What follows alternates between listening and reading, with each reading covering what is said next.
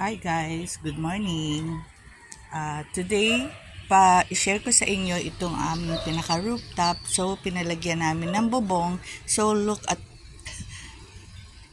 super gulo. Tingnan nyo, walang yung mga plants ko nasa ibabaw ng yero. Yan. Diyan muna nilagay kasi para malagyan siya ng bubong. Ayan ang gulo pa. Yan. Itong aking dragon fruit, babawasan ko muna. Itong bougainvillea, tinitrim ko siya. Yan. Try ko, gagawin ko siyang parang ano siya, parang may forma siya. Yan. Tinatalian ko siya dito. Tapos itong aking dragon fruit, binawasan ko na kasi super lago na siya. Tapos yung isang dragon fruit ko, bala ko kasi tanggalin na itong isa. Ito. Papatayin ko na to and then magtatanim na lang ako ulit ng bago. Yan. Ito siya, pinalagyan namin ng bubong. Pero hindi pa siya tapos kasi kinulang ng isang yero.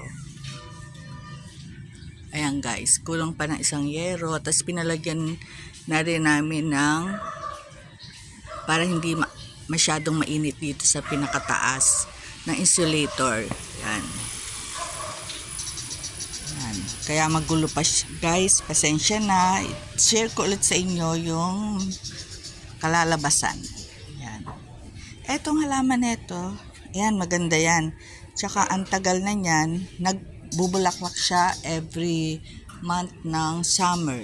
Yan. Pero yung flower niya tumatagal ng mga 5 months. Kulay red siya. Ang ganda niya. Kaya dyan ko siya inilagay para kitang-kita dyan sa labas. Yan. Ito yung aking apple. Kaya lang mapayat siya ngayon. Payat siya. Ito yung lemon ko. Yan, lemon ito. Kaya lang, itong previous days, napabayaan ko kasi nga may gumagawa dito sa taas. Yan. Walang gagawa today kasi today is Sunday, so pahinga muna sila. Pag natapos itong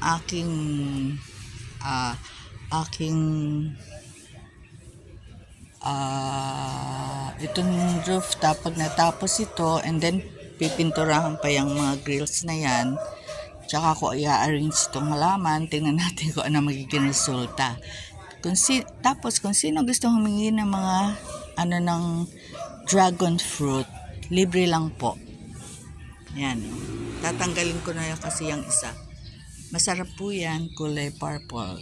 Okay, hope you like this maliit na share ko sa inyo. So, ito pala problema ko, this one, yung pine tree, kasi nakaano na sa yero.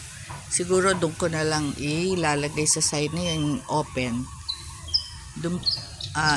I-comment nyo na lang kung saan maganda i-pesto, kasi dyan lang pwede i-pesto sa open kasi nakaano na sa bubong. Mataas na siya. Okay? Thank you for watching and don't forget to like, share, and subscribe. Ang ganda ng panahon, malamig. Bye!